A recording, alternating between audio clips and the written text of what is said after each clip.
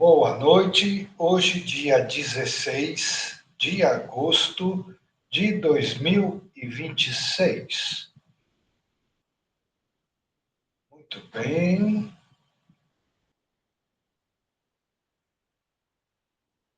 Hoje nós estamos vendo então o curso Iluminações 4, que é o curso, na verdade. Então, Iluminações, na verdade, é um curso da segunda. Eu troquei o domingo com a segunda e eu vou explicar por quê. Bom, vamos lá.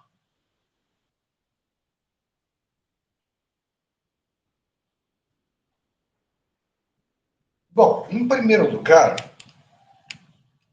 eu quero dizer assim para vocês que eu venho já há mais de um mês colecionando lendas e relatos desse tipo para montar um outro curso.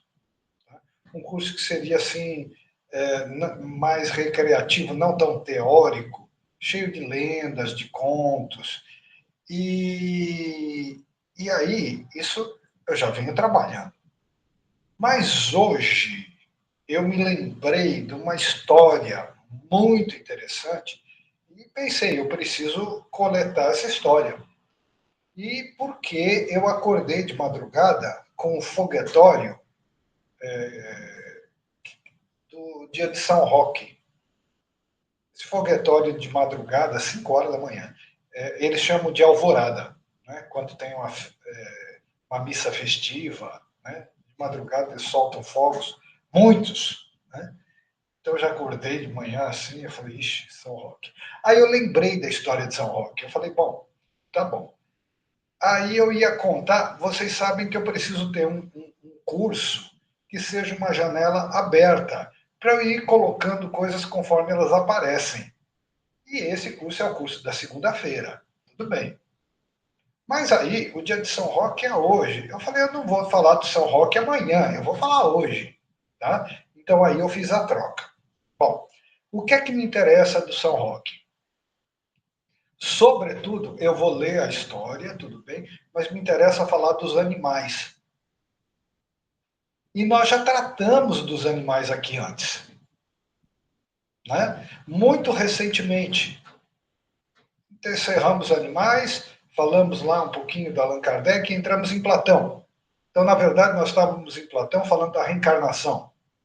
E aí, vai ficar truncado? Não, porque a gente já estava bem no começo falando sobre a reencarnação, então eu volto cuidadosamente, pego desde o começo, tá? Mas vamos fazer uma retrospectiva e ampliar um pouco essa questão dos animais, que merece ser olhada com mais cuidado. Nós tivemos o cuidado de olhar essa questão. Os animais sonham, eles têm uma vida psíquica, está ultrapassado chamar de irracional. Vimos tudo isso. Mas vamos um pouco mais adiante. Então, hoje é uma aula surpresa, que então eu vou falar da história de São Roque. Pronto? Pronto. Então vamos lá.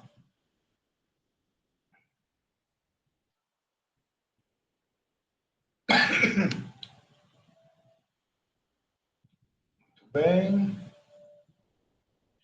São Roque nasceu em Montpellier, na França, de família nobre e muito rica.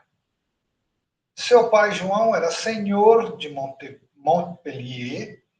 Seus pais eram cristãos devotos, dedicados às boas obras.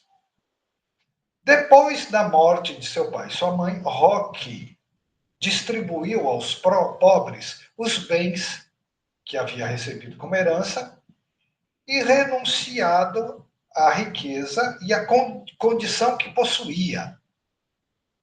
O pai governava a cidade. Ele renunciou à riqueza e à condição, partiu como peregrino para Roma. Durante sua viagem, encontrou muitas cidades atingidas pela peste. Foi um horror a peste na Europa. Movido pela caridade, entrou nos lugares onde estavam os enfermos e cuidou deles. Ninguém queria cuidar por causa do contágio. Fazia sobre eles, os doentes, o sinal da cruz e muitos eram curados. Por fim, ele próprio foi atingido pela peste. Então ele cuidava, sem medo, mas mesmo assim ele foi contaminado. Roque não quis permanecer entre os homens, para que sua doença não os contaminasse. Ele retirou-se para um lugar deserto e ali construiu, com ramos e folhas, uma pequena cabana. Estando enfermo, sofrendo com a febre, voltou-se para Deus e agradeceu por ter sido submetido àquela provação. Aceitou, né, atravessar a experiência, como a gente diz. Pediu ao Senhor que, naquele lugar deserto, lhe concedesse o consolo de sua graça. Depois de sua oração, surgiu junto à cabana uma fonte de água. E Roque bebeu dela, encontrou alívio para a sede e para a febre. E também, ao médio prazo, ele se curou. Mas ele estava lá na cabana, então, e a fonte para aliviar um pouco o sofrimento. Perto daquele bosque havia uma pequena povoação onde vivia um homem nobre chamado Gotardo. Era rico, possuía muitos criados, mantinha vários cães de caça. Era rico, tinha criados e tinha muitos cães. Entre eles havia um cão muito familiar e dócil. Quando Roque já não tinha o que comer, esse cão, pela providência de Deus, começou a levar-lhe pão da mesa de Gotardo. Todos os dias o cão tomava um pão e desaparecia com ele. Ele roubava um pão da mesa do dono. Todos os dias o cão tomava um pão e desaparecia com ele. Gotardo percebeu o que acontecia, mas não sabia para onde o animal levava o pão e nem a quem o entregava. Muito admirado disso, Gotardo colocou de propósito um pão especialmente bom sobre a mesa. O cão imediatamente o tomou e saiu com ele. Dessa vez, Gotardo resolveu segui-lo.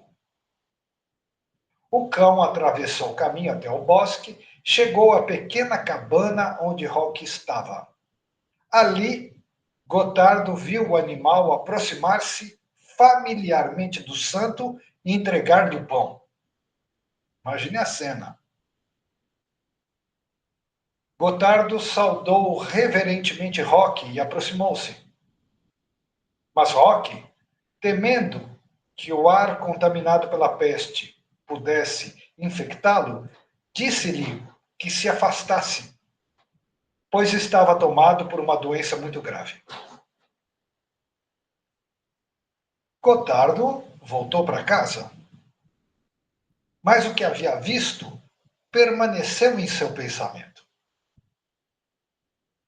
E pela graça de Deus, começou a refletir consigo mesmo que aquele pobre homem que permanecia sozinho naquele bosque, naquele lugar deserto, certamente era um homem de Deus, pois mesmo um cão demonstrava compaixão e levava-lhe pão.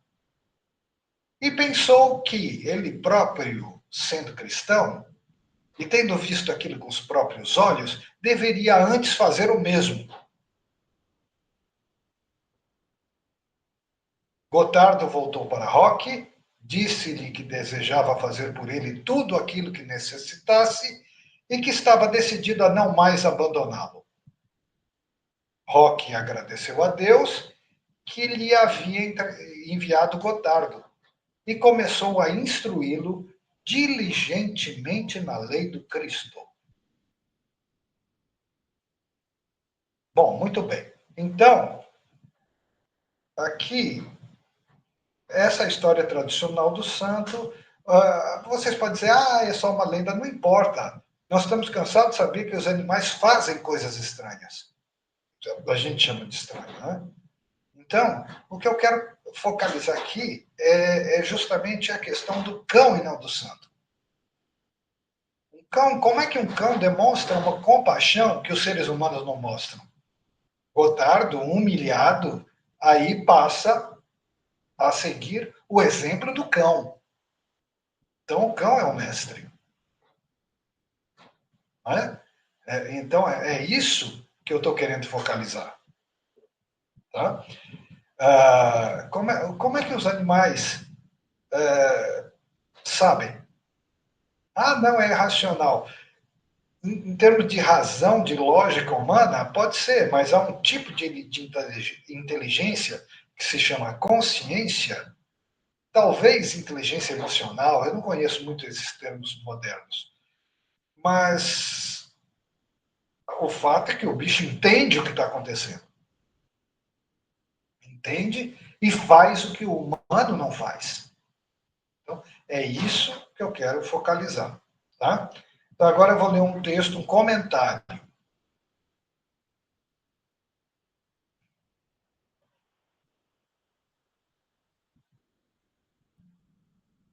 Então, eu não podia deixar para contar isso amanhã, se hoje é dia de São Roque, né?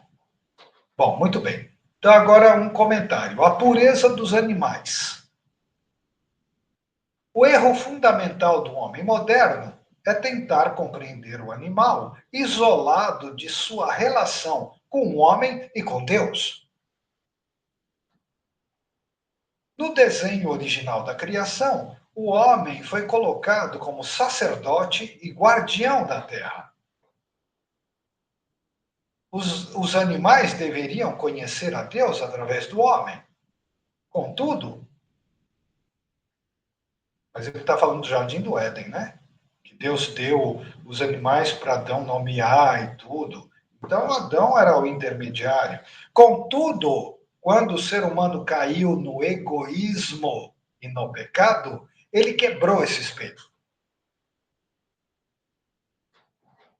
O homem tornou-se um mestre tirânico ou um covarde que foge da dor.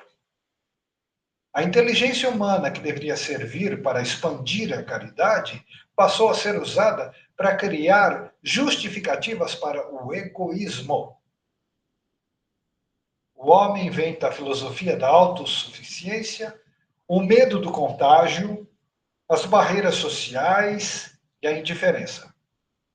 Diante do sofrimento do outro, a mente humana calcula o risco, projeta o ganho e, com frequência, decide fechar a porta. É nesse cenário de falha humana que o animal doméstico assume um papel quase místico. O cão, ao entrar na esfera de convivência com o ser humano, parece reter uma porção daquela inocência intocada do Éden. Ele ainda parece viver naquele estado.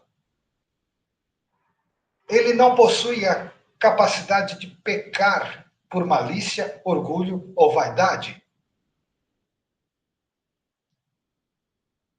Quando um cão olha para um homem caído, sua mente racionalmente limitada não consegue processar se aquele homem é um nobre disfarçado, um mendigo sujo ou um leproso perigoso. Na verdade, para ele, esses valores não existem, são aparências. O animal vê apenas uma extensão da vida que clama por socorro. A lealdade de um cão não é baseada em mérito ou em convivência social. Ele é um reflexo direto e incondicional da providência divina. Ele participa da vida divina. Enquanto o ser humano racionalizando, ele se divide, se separa, né? Enquanto o ser humano racionaliza a sua falta de amor sob o pretexto de prudência, o animal age por uma obediência cega ao instinto da simpatia que Deus plantou em sua natureza. Ele é fiel ao que foi plantado em Deus. Ele não se desvia como o egoísmo. Portanto, quando a humanidade falha em sua missão de ser o canal do amor de Deus para com o próprio homem, o Criador subverte a ordem das coisas.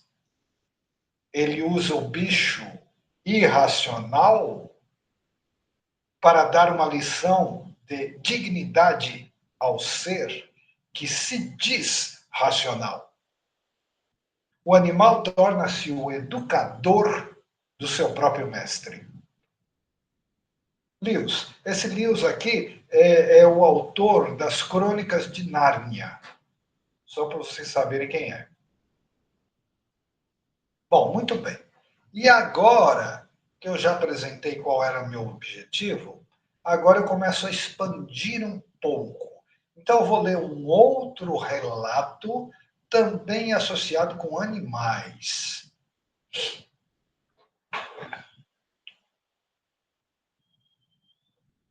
São Jerásimo e o leão.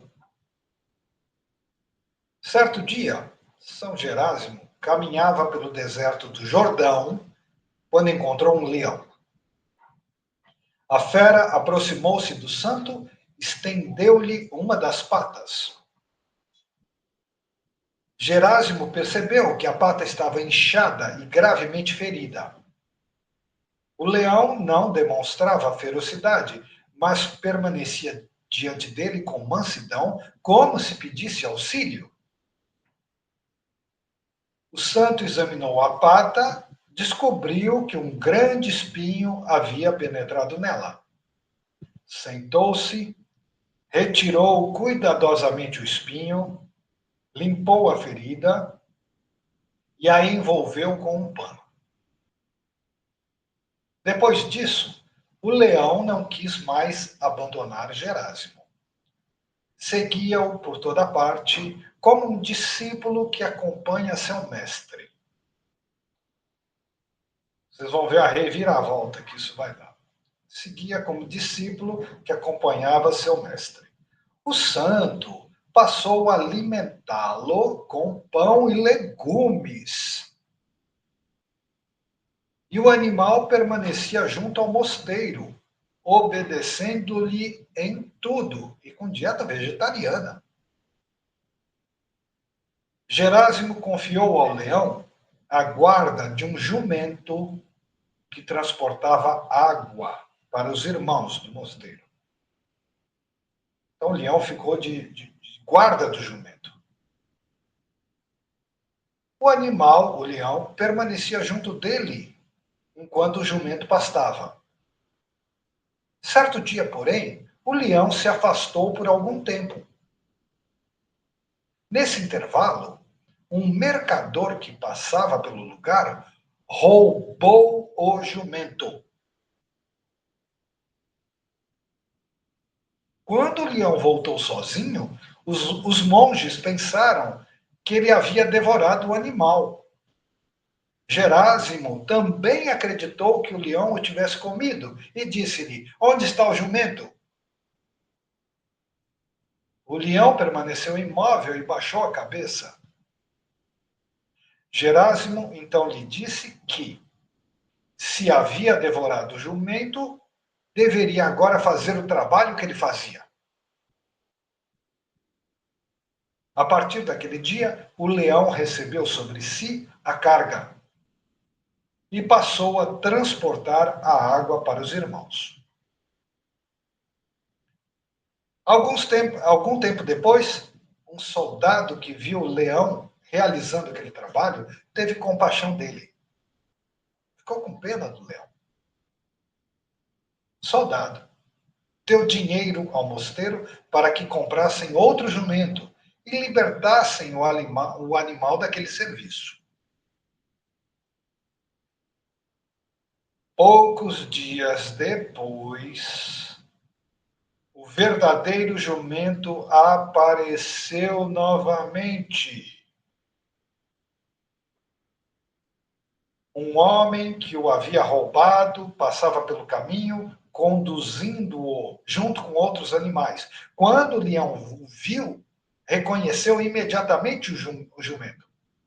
Rugiu, rugiu, correu atrás do homem e o fez fugir. Depois, tomou o jumento pela rédea, o leão, tomou o jumento pela rédea, conduziu-o de volta ao mosteiro, juntamente com os outros animais. Então, Jerásimo compreendeu que havia julgado injustamente o leão.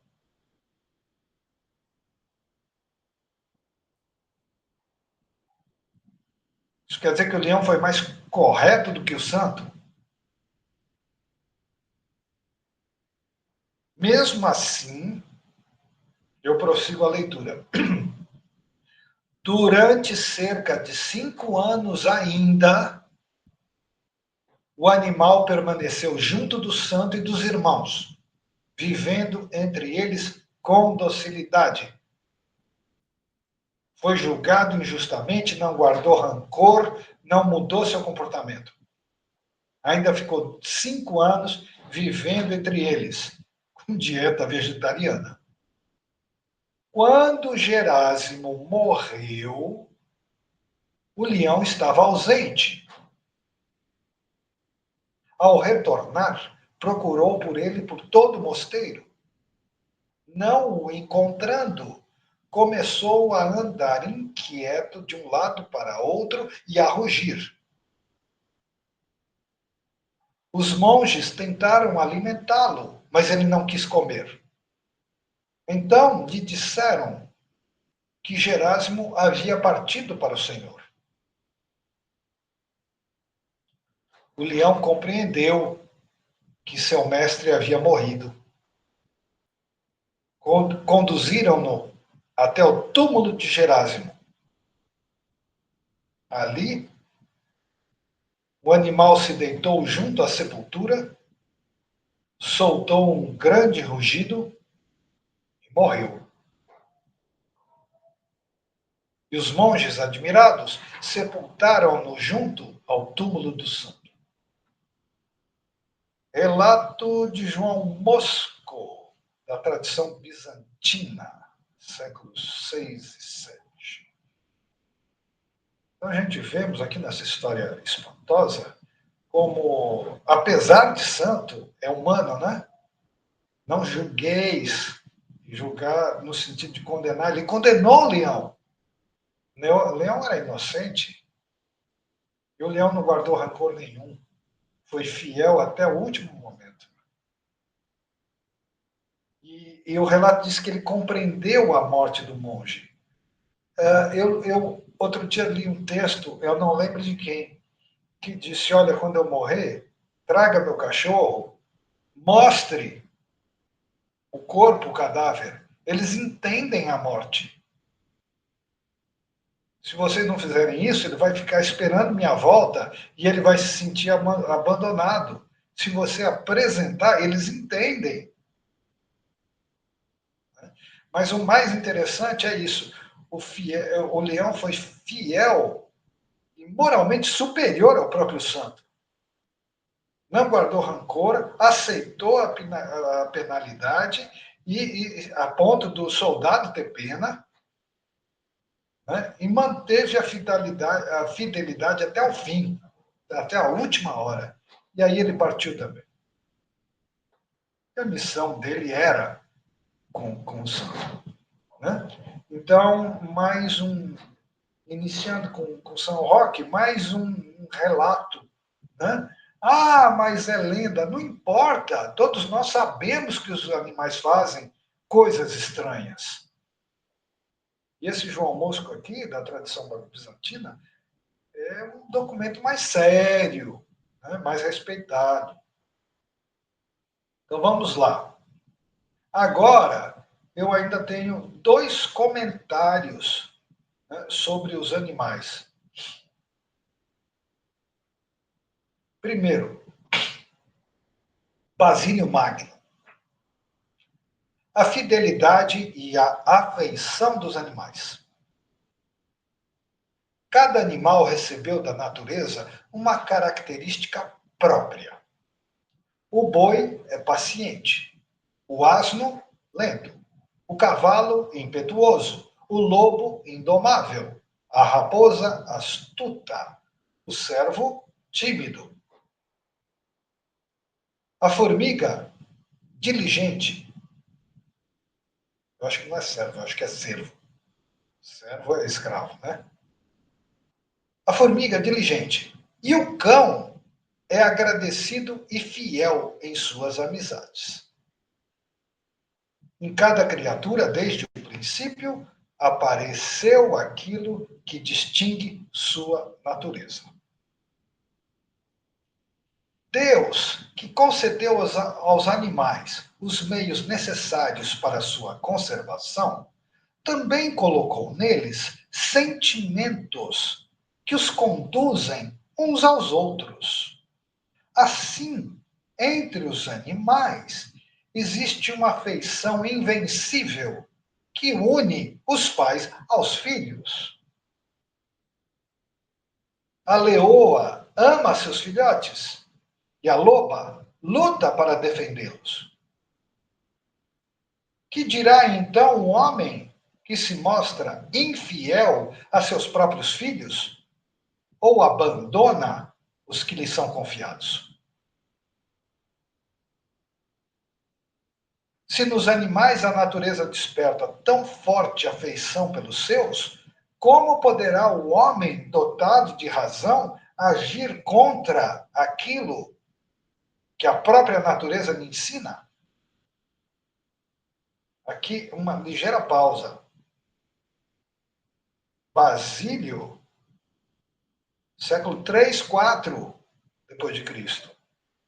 Sabe? Ainda o animal é considerado irracional e tudo mais. Só agora está se questionando esse tipo de coisa. Mas mesmo assim, naquela época, veja como o Basílio está levantando a dignidade dos animais de modo superior à dignidade humana. Não que não tenha, mas que foi esquecida e rejeitada. Vamos adiante.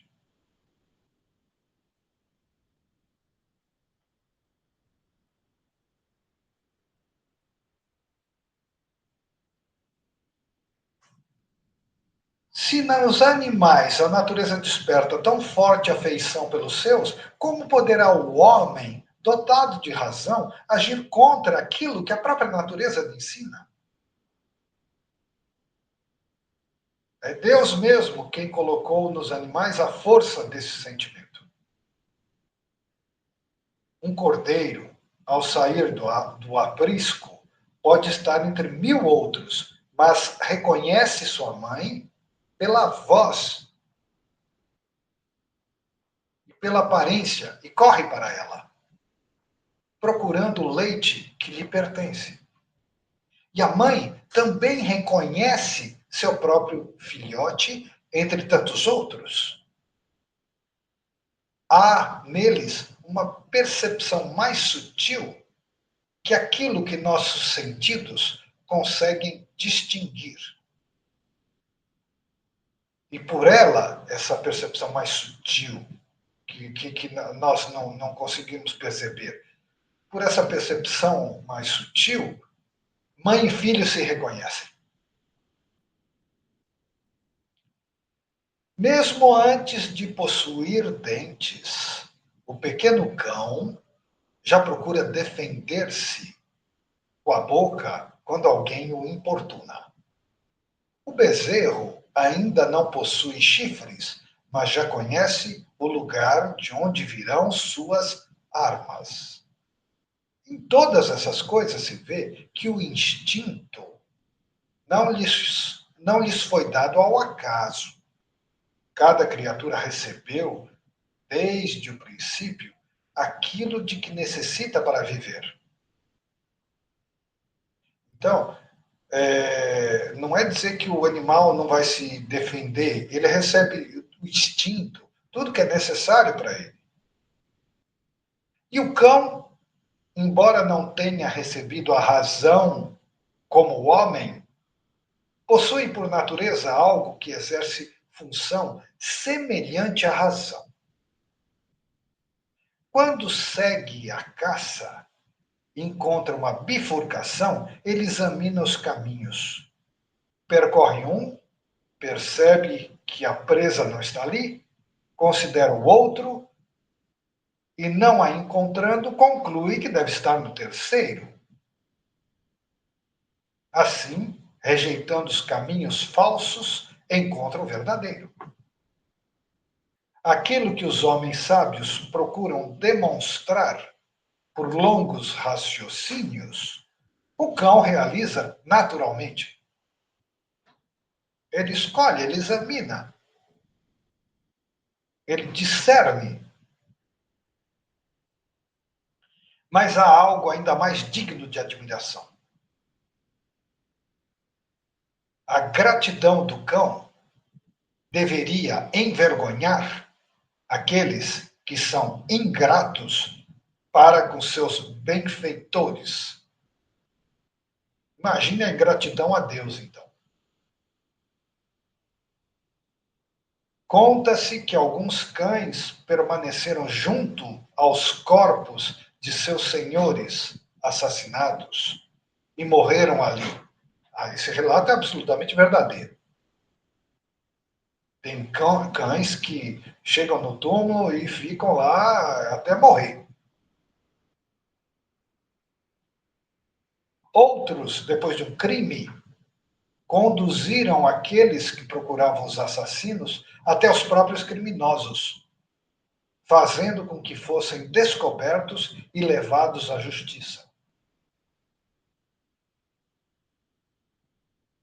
Se até mesmo os animais demonstram gratidão e fidelidade àqueles que lhes fizeram bem, que desculpa terá o homem que não ama aquele que o criou, que o alimenta, que lhe concede todos os bens? Que vergonha para aquele que recebe seus benefícios e, ao mesmo tempo, se une àqueles que insultam o próprio benfeitor.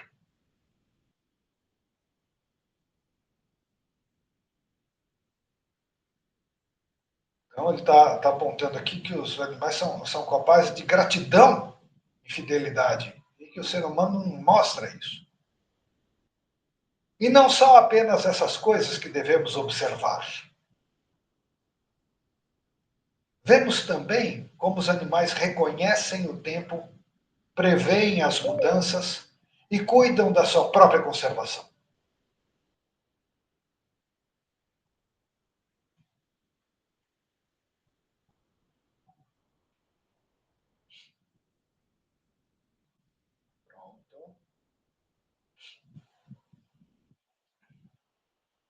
E não são apenas essas coisas que devemos observar. Vemos também como os animais reconhecem o tempo, preveem as mudanças, cuidam de sua própria conservação. As ovelhas, antes do inverno, alimentam-se com maior avidez, como se soubessem que se aproxima a escassez.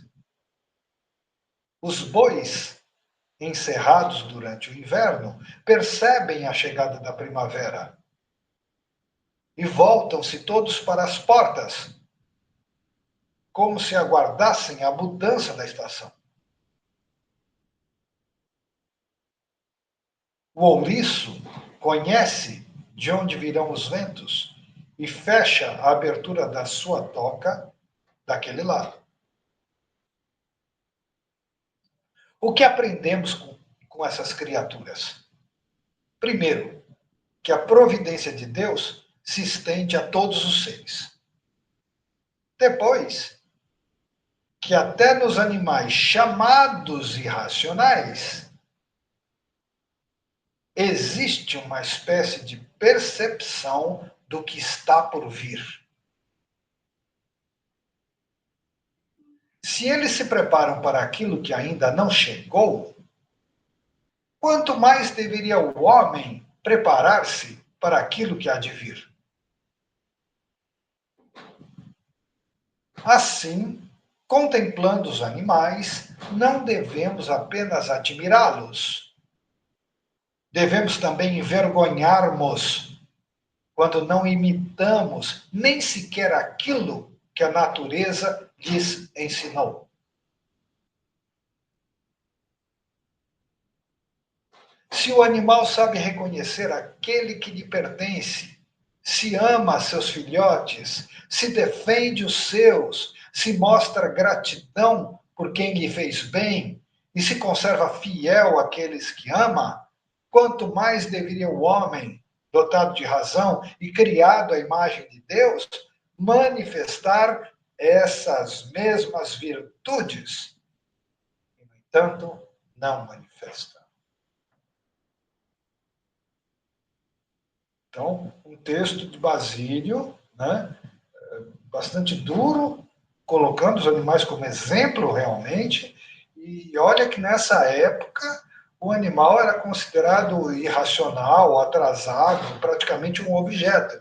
E, no entanto, Basílio aqui vai mostrando qualidades morais de afeto, de família, de fidelidade, que os seres humanos, é claro que eu estou generalizando, né? Mas na maioria das vezes, sua grande maioria, não mostram.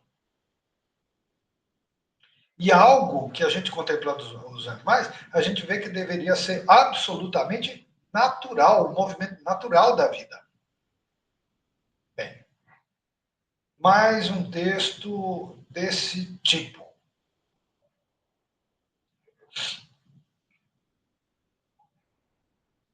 João Crisóstomo, e a situação é a mesma. Uma pessoa da antiguidade, né, valorizando os animais como seria assim muito incomum na época. Na época era considerado como seres inferiores mesmo. Então, João Crisóstomo, a compaixão dos animais e a indignidade do homem. É muito parecido o texto. Não é possível deixar de admirar como os animais amam os de sua própria espécie. Entre eles, a própria natureza é suficiente para produzir afeição. Eles reconhecem os seus, aproximam-se uns dos outros, vivem unidos por aquilo que lhes é comum. A compaixão os une e cada criatura demonstra afeição por aqueles que participam de sua mesma natureza. E nós, homens, seres humanos, que fomos dotados de razão, que participamos da mesma natureza humana e recebemos de Deus tantos outros motivos para nos amarmos uns aos outros, muitas vezes fazemos o contrário. Temos a razão. Recebemos o conhecimento de Deus. Participamos de seus benefícios. E somos membros um dos outros. Entretanto, podemos tornar-nos mais selvagens que os próprios animais. Mais selvagens e mais cruéis que os próprios animais. Que desculpa teremos então? O animal não recebeu a razão como nós. mas segue aquilo que recebeu da natureza. Ele precisa se defender. O homem, porém, recebeu a razão, e quando deixa de fazer uso dela, torna-se inferior à criatura que chama de irracional, mas ele consegue ser inferior.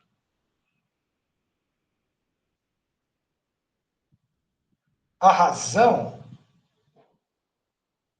não nos torna superiores quando vivemos contra aquilo que ela nos ensina.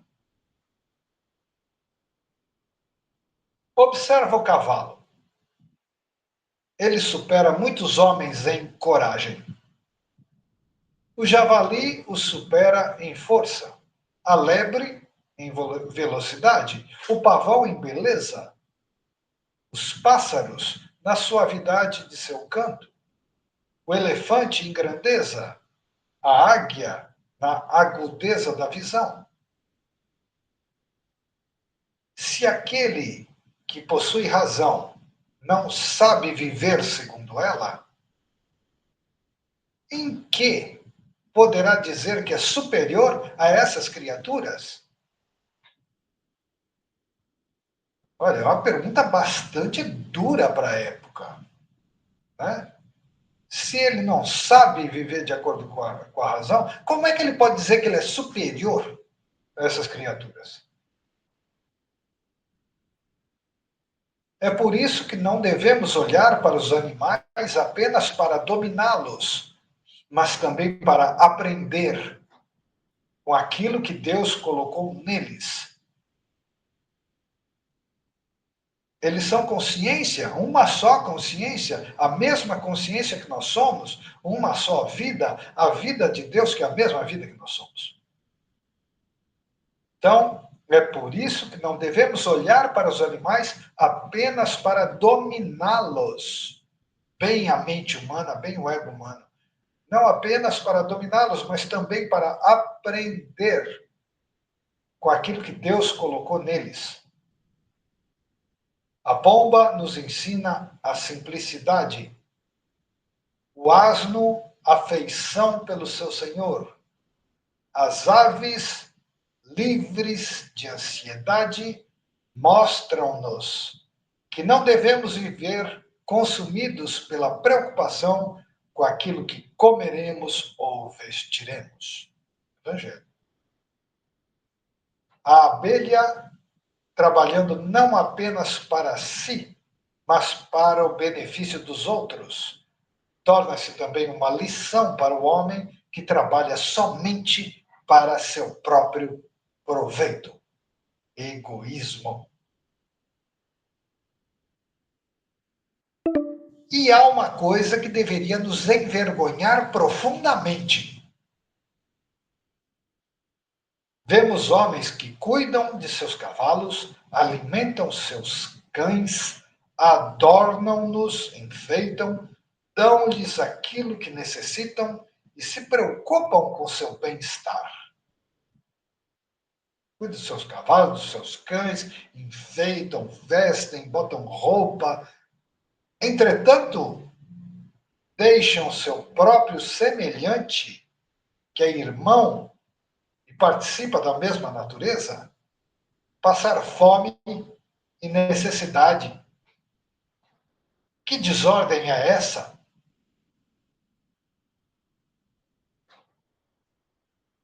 Se alguém dedica tanto cuidado a um animal, deveria compreender que é ainda mais necessário cuidar do homem. E não apenas porque o homem possui razão, mas porque o homem é criatura de Deus, foi honrado por ele.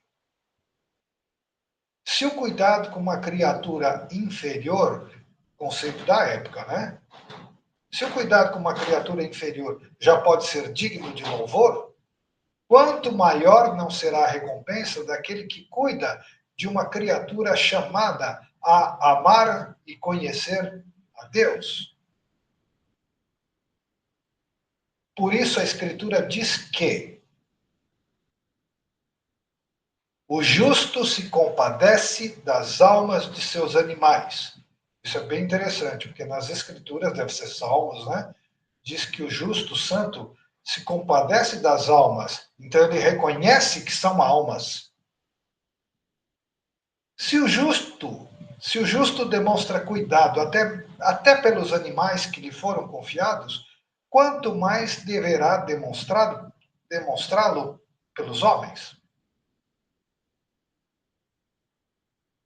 Não pensemos, portanto, que dominar os animais seja prova de nossa superioridade. O verdadeiro domínio está em não trair a dignidade que recebemos. Se temos razão, devemos usá-la para viver com mansidão, domínio de nós mesmos, generosidade e amor. Se não fazemos isso, a criatura que chamamos de irracional pode tornar-se nosso mestre.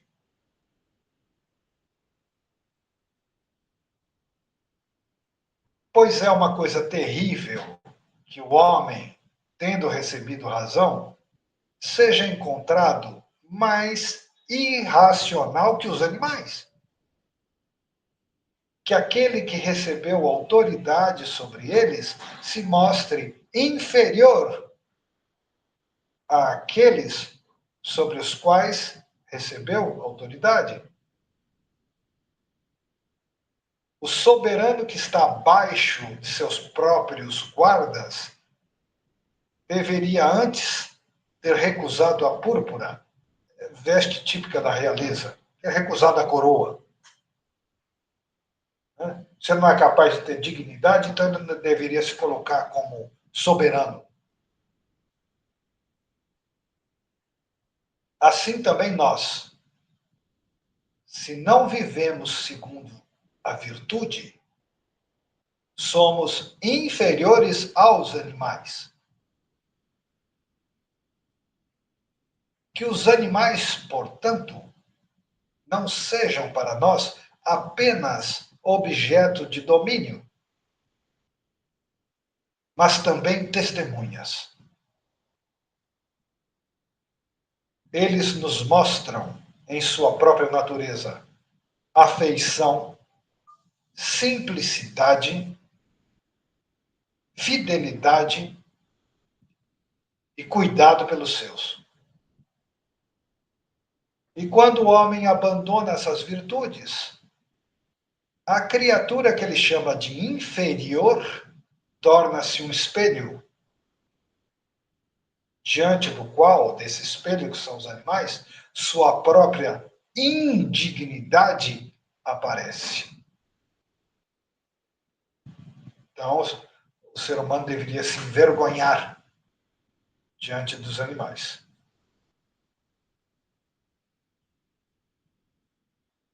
É muito interessante tudo isso, porque, na verdade, no Jardim do Éden, os animais não se atacavam. E Adão era o sacerdote, porque Deus deu os animais para que Adão nomeasse. Nomeasse e conferir identidade, né? Era cultura hebraica, letras sagradas, nomes sagrados e tudo mais. E por causa disso, depois do pecado original, os animais começaram a se atacar e começaram a atacar o homem. De onde eu concluo, que se não fosse pelo egoísmo humano, os animais não nos atacariam, como não atacam e não atacaram e não atacavam alguns santos. Né? Tem o cachorro de São Roque, o leão de São Jerásimo, o leão que cavou a cova de Maria Egipcíaca, que está na apostila, no curso das lendas, que eu ainda vou contar, né? E, nossa, muitos outros casos. O lobo, que acompanhava São Francisco, o lobo de Gúbio, Na igreja tem até o túmulo do lobo, né? Acompanhava São Francisco do mesmo jeito que o leão acompanhou São Jerásimo. Então, eu penso que se não fosse a natureza humana corrompida, o animal não atacaria. Como diante da santidade, eles não atacam. Agora, não vá se fazer de besta e testar, né? Porque a nossa natureza humana ainda fala muito alto, né? Veja a história de São Jerásimo. Santo Jerásimo. No entanto, condenou Leão injustamente. Julgou, condenou, atribuiu uma culpa e designou um castigo para o leão. O soldado, tomado de compaixão, pagou um outro jumento, né, para livrar o João, o leão, até que o leão achou o jumento e trouxe de volta. Aí o santo, bastante humano, percebeu que cometeu uma injustiça horrível. E o leão o que faz? Não tem o menor ressentimento, né? Continua fiel, lamenta muito a morte de seu companheiro, a ponto de morrer junto e partir junto. Foi condenado injustamente. Quem o condenou? Um santo? Talvez não fosse santo naquela época, mas não importa. Uma pessoa empenhada numa vida espiritual e que achou que estava fazendo o correto, mas não estava. Julgou e condenou erroneamente. Não soube perceber, né, a posição do leão. Por quê? Porque não falava com palavras humanas, foi incapaz de perceber a situação. Então a gente vê tudo isso hoje começou com o cachorro de São Roque. Roubava o pão, levava para ele. Como ele sabia? Nós somos uma só consciência. O dono intrigado não impediu, ele foi vigiar. Eu quero saber o que é que está acontecendo. Encontrou São Roque lá, doente, na cabana. O cachorro levava pão todo dia.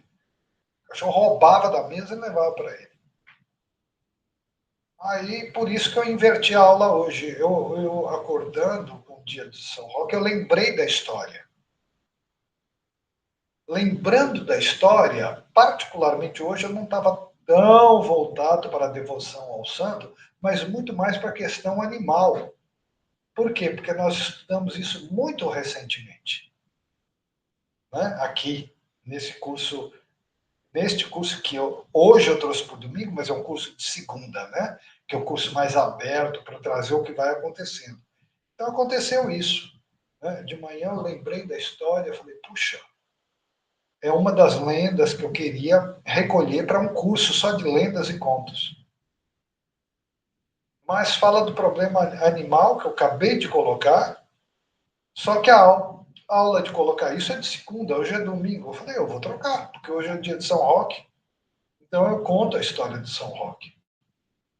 Ainda que eu queira dar ênfase, né, sobre a vida animal, eu conto a história de São Roque. Então, o grande problema é o seguinte: nós precisamos aprender a reconhecer no animal o ser. Ele é a mesma vida divina que nós somos. Nós precisamos esquecer um pouco esse rótulo de racional e irracional e perceber a vida divina que nós somos, a mesma vida. E aí, os animais vão começar a conversar com a gente.